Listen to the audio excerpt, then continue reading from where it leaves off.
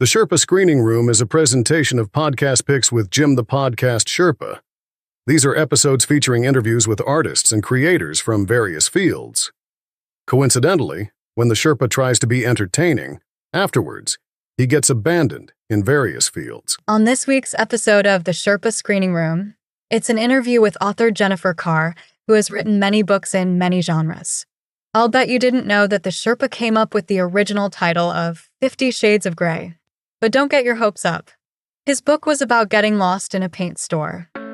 Coming to you from Sherpa Chalet in beautiful downtown Mount Podcastia, it's time for entertainment interviews in the Sherpa Screening Room. Grab an aisle seat and a bucket of popcorn, but don't crunch too loud or you'll miss the show. Now, here's your host, Jim, the Podcast Sherpa.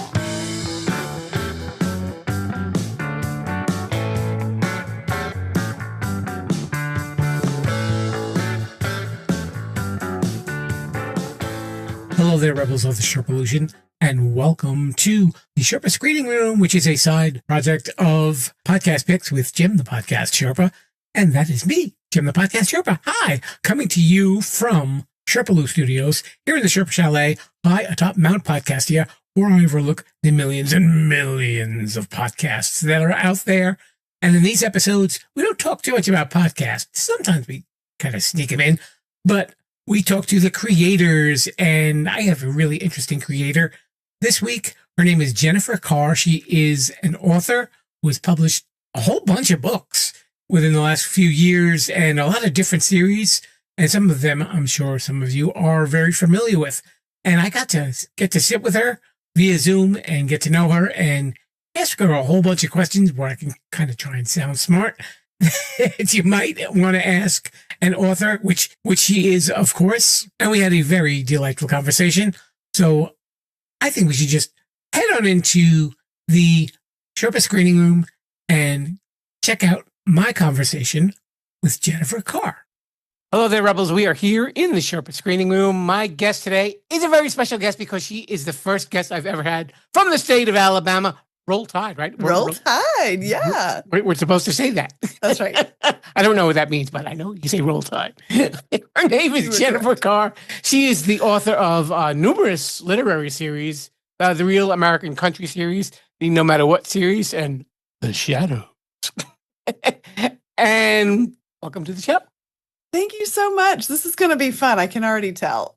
I was reading your bio. You've really into a lot of different things. I've done a lot in my years, yes. So, I mean, you're a baker and you're a mom. You've been married for over 20 years. I have. We have been married 21 years this past March, going on 22. So, yeah. Congratulations. Thank you. And you're a part-time farmer also? So we bought a farm about 6 years ago. We bought a little farm. And we currently are down to no animals because farm life happens. And we were like, okay, we're not adding anything back right now. So, yeah. Okay. Yeah. But at least you live on a farm.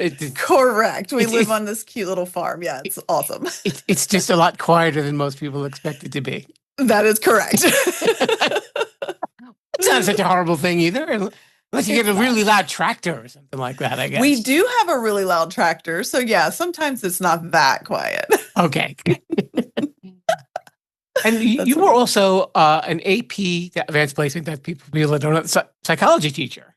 I was. I taught AP psychology in high school for 2 years. And I loved every minute of it. Psychology is my jam. People are my jam. Studying people, teaching psychology. That is so fun. And I would keep doing it if not for parents. I mean, if I'm being very honest. Well, why if not for parents? They make teaching a lot harder than it needs to be. I had one mom want to sit in the class with her student and like survey the class. And I'm like, that's not how this works. Like, we are high school. We are not college. Like, that's not, no. Anyway, so, parents just like to have a little too much hands-on with some things. Yeah. Okay. I can understand that. Yeah. I know it's never easy for teachers. There's just so much that you have to face. And I think a lot of people don't really grasp that unless like you're married to a teacher or you're related to a teacher. Yeah. And then you hear the floodgate of problems that's behind, Seriously. just standing there in front of a classroom with, 30 kids who may or may not be willing to learn. This is so true. I was very fortunate. All of my high school students, it was a private school situation. So it was it was not public school. So that probably would come with its own experiences. But there was my students, I loved them. And if I could teach them all the same every year, I would have. But then that would have been weird. So It's true. It's like, oh, Miss Carr again. again, I graduated 3 years ago. You're still here. Yeah, exactly. And you also have a degree in marriage and family counseling? That is correct. My master's degree is marriage and family counseling. And so that's kind of where it led my psychology, marriage and family counseling, teaching psychology, all the fun things that have to do with people. Yeah. So what do you do now? I mean, are you a professor or are you? I am not. I am a homeschooling mom and an author, and I am so blessed to have those roles, and that's it. Okay. Yeah. Yeah. Well, it takes you to that grind of, like you said, education can be crazy. I'm telling you. And, we just have the one kid that I homeschool, and she's kind of independent these days. So technically, I'm just a full-time author. So there's that. What got you into writing? I have always loved writing. It's always been something that I was good at, but it was never something that I thought I was ever going to do as a profession, because who does that? Who says, my goal in life is to be an author? Like that's not a career you can just go to college and all of a sudden sign up at a job fair and get that job, right? Like it's kind of one of those, there's a lot of luck involved, if you will. Like a lot of things have to line up for it to work. Sure. And also, I just don't think that I was disciplined enough when I was younger. So it was for the better that it was later in life when it came about. But I was always a writer. Speech writing was one of my things. And then I loved writing research papers. And that's kind of weird, I know, but it's true. And so, but one day I woke up from this dream and I thought, I really wonder how that was going to end. And so I started kind of writing things down. And I was probably in about chapter 4 when I was like, I think I'm going to write a book. And I told my husband, I said, I think I'm going to write a book. And he said, that's great, honey. And we had no idea what that meant or what that would look like. And that was in 2021. And then that one published in 2022. And it just kind of snowballed from there. But yeah, it was a fluke. That's how it happened. It's interesting that you do different series with your books. Yes. So I will say the first series is a Christian romantic suspense series. It's just 2 books. That was the one that came from the dream. And then I started writing the Real American Country series, and I wrote all of that. I wrote all 6 books. I mean, it was, when I tell you, it just happened overnight, basically. It probably took about 3 months to get all of the rough drafts written. It was not going to be a series, and then it just kind of spiraled out of control. It's what my imagination does. And so then while that was in editing, like my editor had the first book and the second book, and it's kind of a process. And I had all these other stories pop into my head. And I was like, I love mafia romance. And so, but you don't find a lot of closed door mafia romances. And I was like, guess what we're doing? This is what's next. And so anyway, there's never not an idea in my head to be written. That's a good way to read it. I guess you really have to be like that as an author, though. You can't just kind of shut things out, because then you get the writer's block, and I guess your publishers don't really tend to be happy about that either. So fortunately for me, I am self-published. Like all of my work is independently published because I started down the traditional route. I did the querying, and I got about 100 rejections before I said, I don't like being rejected, and so I'm not going to do this anymore. And so I started doing the research. How do you publish a book without a publisher? Because even if I had gotten an agent, which is what you're querying for, then it would have taken another year to get to a publisher probably, which then it would have taken another 2 years. And so you're talking 3 or 4 years before your first book ever hits the shelf in a traditional way. And I thought, I ain't got time for that. So I took matters into my own hands, and here we are, like 10 books later or something like that. So the traditional route really doesn't have to be the same thing for everybody who wants to be a writer. Absolutely. I promise you, like I had a sit down meeting with a literary agent and pitched her a book. And she said, I love the idea. I love the idea of this book that you are pitching me, but you can't write in multiple genres and me represent you and try to sell this book. And I said, but I can't tell my brain to stop writing in multiple genres because I've got Christian romantic suspense. I've got closed door contemporary. I've got the closed door mafia. And who knows what's going to happen next? Like, I'm not going to pigeonhole myself. And she said, I can't help you then. And I said, okay, I'll help myself. And so we're just continuing down this path. But yeah, I think that everybody does what's best for them. And this is absolutely what was best for me. Okay. But, you have to find your own way. And especially if it was a situation that you're not comfortable with, that probably would weigh on your head when you're trying to write books too, because for sure, then you probably try and maybe create something that you don't want to be reflective of you. Yeah, 100%, because I do have all of that freedom, right? I have all the freedom in the world to make whatever choice I want to make. Anything that I think I can sell, then I will run with it. If I don't think it's for me, if it's not something that sits right with my spirit, then I'm not going to take it on. And so, yeah, but not everybody can be that self-starter or motivated enough to do all the legwork, which is the downside of being self-published, is you do all of the work. Right. Yeah. And I think it's interesting. I've never known of an author who calls her category clean romance. Is that? Yes. Clean, closed door. I don't write spice. There's no spice on the page. You're not going to have any kind of intimacy on the page. They may kiss and then that's all you're going to get. Use your imagination, right? Mm-hmm. We're not going there because I have a 15-year-old daughter that I want to have books that are appropriate for her to read and her friends to read, and their moms can read it with them. And there's none of that blushing and going, oh my gosh, my mom would kill me if she saw me reading this. Right. Yeah. Yeah. That does make sense as a parent, Yes. Yeah. Because if you wrote something like, a la 50 Shades of Grey or something like that. And you know what? To each their own. If that is your jam, by all means, there is no judgment here. I just know why I write what I write. Right. Yeah. And yeah, I think that's probably one of the best reasons to write like that, though. And especially, I'm guessing that it's probably a very strong conviction for you too that it's not necessary in a book. It's not. If that's what's driving your plot, and if I can't connect with your characters on a different level, like that's not why I'm reading a book. I want to experience a different reality. Maybe not that reality. I can. I'm married. I'm good, right? But let's live out these adventures. Let's live out the suspense. Let's live out the friendships and all of that through a character. And if I can't do that with a book, I'm like, probably not for me. So I feel the same way about writing. I want you to connect with my characters and their stories before you connect with anything else. I want to play devil's advocate for you. Okay. With you for a second. Now, given your background that we just discussed, do you think that affected your style of writing? Because it's about people and about relationships. 100%. Like okay. I know for a fact that my background allows me to write and focus mainly on my characters. I want them to feel real. And so, yeah, I absolutely think that's the case. And I would presume that somebody reading your books knows that I would be willing to bet money. I know there's no gambling in your books, I know, but there might be. Who knows? Yeah. Somebody bought a lottery ticket, right? That's right. That the reactions of the characters are probably similar to those of like people in everyday life. Oh, yeah. There's nothing that's over the top.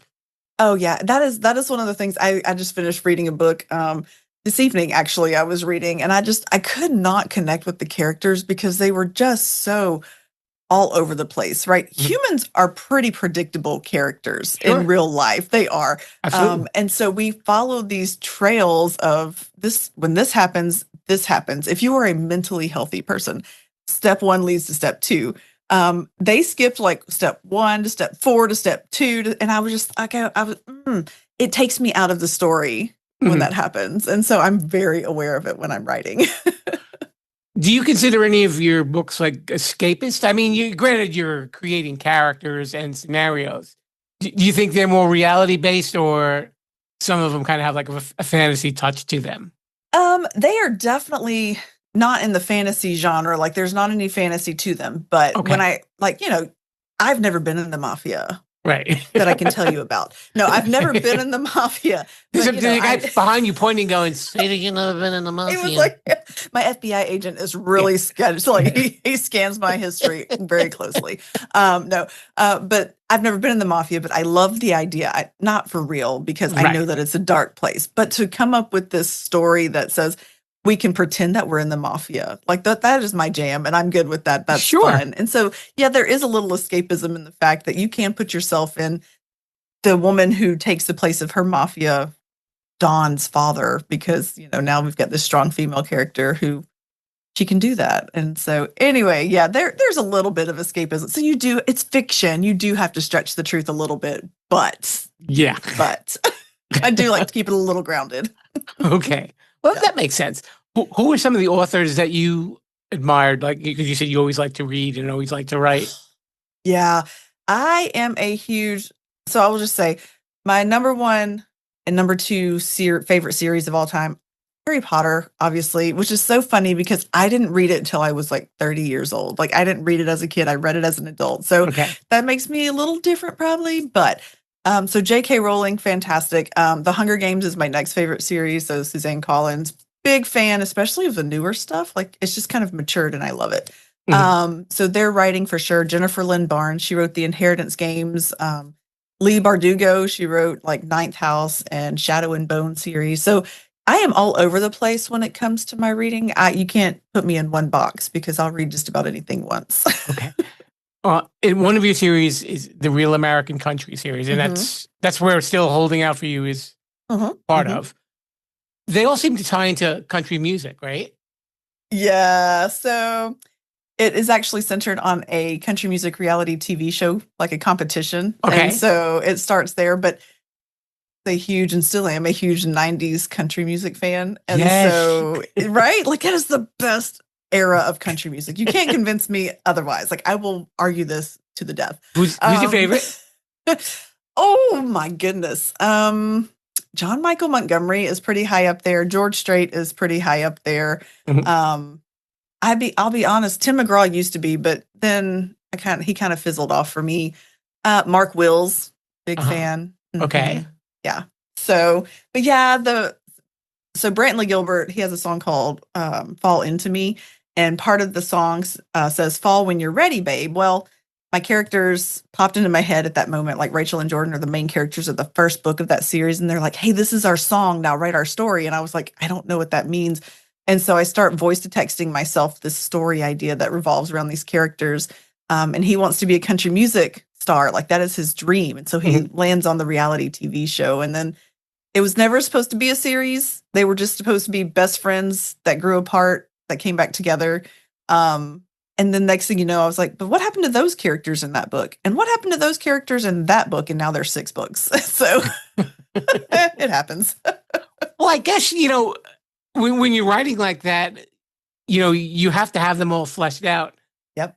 So, and I guess as the author, you have to be the first one to know, well, where is this person in 5 years? What really happened to them? So you could continue to, write about them theoretically, right? I absolutely could. Well, in the most recent book, Still Holding Out for You, that came out in October, it actually it takes place, it kind of spans a whole decade, and you do get a glimpse of some of the characters from book 1 in that book, like towards the end of that book. And so I did love that. And it really, like, I'm still debating this, but I really want to write a reunion. I'm just like, I want to see them all together again. So we'll see. It might happen. I don't know.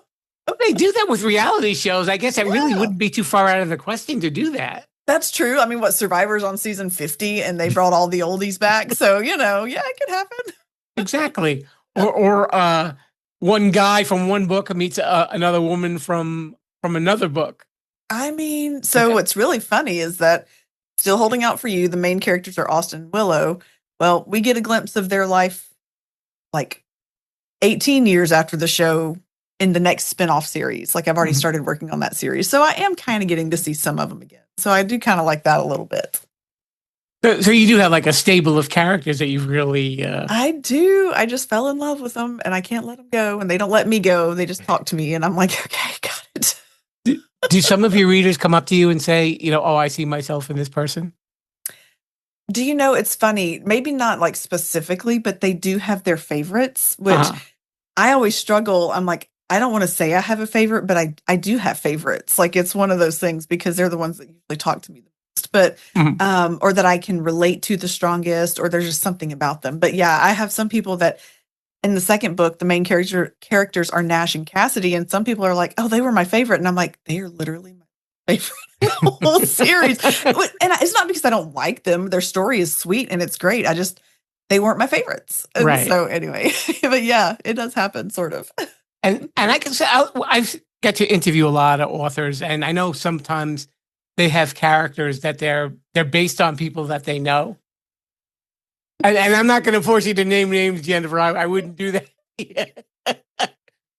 So I don't think I've done that specifically. I mean, it's hard to say. I know in my very first book, no matter what, the main male character at the beginning of the book, he is cybersecurity for the U.S. Army. And my husband is a cybersecurity guy for the power company. That is really where the similarities stop. Okay. Right. So, which is a good thing because something terrible happens to him. And my husband thought I had based that character on him before he knew what happened. I was like, that's not a good thing. I promise I did not base that on you. So anyway, I tried Honey, not you want to taste these mashed potatoes before I try one? That's right. He was very suspicious for the next few months. I don't know why. It's weird. It's so weird. And oddly enough, his name rhymes with mine. Robert, Bobbert. It was so odd. Like, Yeah. What made you think that Bobbert was based on you, right? he's redhead and everything. That's odd. Coincidence. What it is. Do you ever see any of your books becoming movies? I do actually. Fall When You're Ready is actually, which is the first book of the Real American Country series. It's actually with the screenwriter and being adapted into a screenplay. And Yay! so I'm so freaking excited about that. You know, it's a process because writing a screenplay is not like writing a book, apparently. I don't know anything about it. That is not for me. But we're having a conversation, hopefully in the next couple of weeks, to kind of get a pulse on where we are with that. So yeah, I do actually see it happening. Maybe not a movie. I'm aiming for TV. Okay. Would you have a say, or would you want to have a say in who gets cast, or let the TV people do that? And that's a great question. I honestly, I have struggled. I don't even have them as audiobooks yet because it is such a process trying to find the voice that goes with the characters that I hear in my head. But I do think I know that they are professionals that would choose right actors. I would like a say. I don't want final say necessarily, but I would like a say because I know what I feel when I think about certain characters, and I would really like to be able to feel that come from the person that wants to portray my characters because those are my characters. Sure. A number of years ago, a really good friend of mine, got me into reading Clive Cussler books, and a lot of action and adventure type stuff. And I actually got to meet him. Well, he was speaking, and I kind of bumped into him accidentally without even realizing it was him. And he was saying in the talk that he doesn't like how Hollywood casts the actors in that are based on his books. He said, I don't see those actors playing those parts. He doesn't get a say, or he doesn't want to say in it? I think he actually kind of fought with the studios over the choice. I think the studios ultimately won out, but he was kind of like, that wouldn't have been my first choice. Yeah, that is, and that is one of those things that I don't understand enough about that side of the industry to know how much of a say I would get. I have seen other authors who do get a say in it, like Colleen Hoover in her last couple of books that she's had adapted into movies. Like, I know she had a big hand in a lot of that. And I don't know how much of a say I would really want, to be honest, other than I want the vibe. I want to feel it and be like, yes or no, or, I would prefer. But I think also you have to have a really good lawyer to kind of get some of those things hammered out. So right. Yeah. I think that's a big tipping point where the man with the briefcase will help put you over the top there with those decisions. Yeah. And I have a really good lawyer that I can call. I have called her multiple times and been like, please walk me through this. Like, just talk me through. She was actually a guest on my podcast when I had a podcast on like season 2, I guess. And we just kind of bonded after that. I was like, I'll call you, you call me, we'll just be friends. And then when I need help, great, works out. Okay, since you brought it up. Oh, sorry. No, that's okay. You did have a podcast, and I know you're kind of giving it a rest right now because you're so busy with the books. Did you talk a little bit about what people, because people can still check it out anyway, right? Oh, for sure. And let me tell you, it is one of my favorite things. And I'll tell you in a minute why I have put it on hiatus, like one of the hardest parts about it. It's called Connected Conversations for Creatives. And when, like I said earlier, I had started out trying to figure out how to self-publish my books. And I thought, I need to talk to people who have done this, right? And what is one of the easiest ways to do that is to also help other people hear it. So let's put it on a podcast, right? Let's record it. Let's have these conversations. And so season 1 kind of started. It was very rough, but it was fun. Like I loved having the conversations. I loved connecting with other creatives. And it wasn't just authors. You know, I had authors, I had publishers, I had hybrid publishing companies, I had musicians, and you name it, they were on the podcast. If you were creative, you were there. And so we would have all these great conversations. And that's kind of where I also started creating this network of creatives that we could say, hey, you're a book cover designer. This author's looking for a book cover designer. You're a musician who, you play instruments. I have a lyricist over here that's, talking about writing songs. And so we started making this little network of creatives. And that is the coolest thing to me ever because I'm still connected to so many people just from season 1. And that was 3 years ago, maybe. And so season 1, season 2, season 3 came along and I was struggling to get a whole year's worth, and I wasn't even doing the summers. I was just doing fall and spring, and to come up with enough time and focus to record all of these things. So, I tried scheduling it throughout the week and then posting the next week. I hate editing. I'm not good at it. And so I was like, that just takes up even more time. And so after 3 seasons of not really finding a rhythm, I was like, I have got to focus because my next 2 books, once they're out, I don't have anything to give my editor. And so I was like, I've got to do more. And so it is on the back burner, but I adored it. And I have a whole waiting list of people that I'm like, I really want to get to you. So maybe in the spring, but I can't get to that. You know what I mean? Like, no pressure, Jennifer.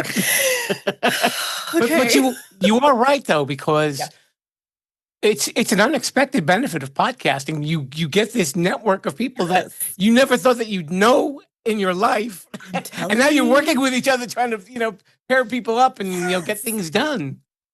Well, and it was so cool because it was. And it went international. Like we were very like. I had a lady who was in Israel. I had a lady who was in Germany. I had a guy from Austria. A guy from Italy. Like we were from all over the place, but we all had the same connection through creativity, and it was all different kinds of creativity. And I loved it. And one of my favorite guests was an 80-year-old woman who came on and really berated the current generation for not knowing how to communicate. And I was like, you are my favorite person ever because you were so right. Like no communication skills whatsoever. Loved her. Okay. So if people want to find out about you, where should they be looking? My website is jcarwrites.com. I have all kinds of information about myself and about my books and how to connect on social media and probably more information than anybody really needs to know about me, but it's there just in case. Yeah, I learned a lot by your website too. You didn't even really have to have this conversation with me. You could have just read my website. It would have been fine. Yeah, but there's more fun. And you're like, I wouldn't have known that you like 90s country. So I'm telling you. Yeah, you would have had to poke around. It's on there. It is on there. But you'd have to poke around a little bit. I have a dear friend. And at the time I wasn't working for a while. And anytime I would go someplace with her, she'd have the country music station on. And she's like, do you mind? And I was like, no, I listen to all different types of things. And I never really thought much about it. And then after a while, I was like, wait, who's this singer? I'm going to get this guy's CD. And I was like buying these CDs like left and right. And when the funny thing is, she was originally from England. Oh. And when she moved back, she's like, you think you can email me some country music? And I was like, I can work it out. No problem. That's right. You're the real friend. I love sent that. her a ton of stuff too. So That is so fun. I missed that era. I think it was close to 70s pop, a lot of that. But even like the real deal country stuff was just incredible. I'm telling you. And what I miss in country music is the storytelling. That's what I've always loved about especially 90s country. There was always a story to be had in some form or fashion. Like the vocals could be rough, but if there was a story, I was in it because that's always been part of me, whether I was reading or whatever, like the stories have just always been fascinating. It's people. Once again, it's people's lives. And so that's why I fell in love with 90s country. Now, I wasn't allowed to listen to it. Parents didn't let me listen to it, so I had to sneak it. But I loved it anyway. It was a lot more than that old joke about it. You know what that joke is, right? What happens when you play a country music song backwards? Backwards, yes, exactly. Your wife comes back, the train turns around, your dog comes alive. Right. Your fridge is full of beer, yes. Exactly that. But we are moving forward here, so we're not going backwards. So, what's coming up for you in the future? Can we hint at anything? Yeah, so book 4 just came out of Real American Country. Book 5 is going to come out in the spring. So I am currently looking for beta readers, people who want to read it and help some developmental editing. You get to see the story before anybody else. And so there's a link for that on my website too, jcarwrites.com. And you can connect with the stories before anybody else, which is kind of exciting.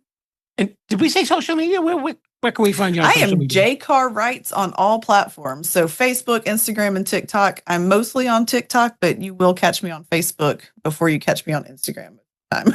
Okay. Her name is Jennifer Carr. Check out her latest book, Still Holding Out for You, and more of the Real American Country books coming up in the spring. Jennifer, thanks so much for coming on the show. Thank you. This was so much fun. It looks like the Sherpa is no longer locked in the bathroom at the Sherpa Chalet, so we can finally get back to the show.